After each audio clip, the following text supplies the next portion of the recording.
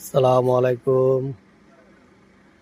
তো দেখতে পাচ্ছেন এটা হচ্ছে আমাদের রেস্ট রুম গরমের জন্য। সৌদি আরবে এখন 3 মাস 12টা থেকে 3টা অবধি কাজ বন্ধ থাকে। তার জন্য আমাদের রেস্ট করার এটা জায়গা। বুঝতে পারলেন বন্ধুরা? এসি লাগানো আছে সব, ঠিক আছে। আর এইগুলো হচ্ছে আমাদের খাওয়ার জায়গা। টেন্টের ভিতরে খাওয়া দাওয়া করে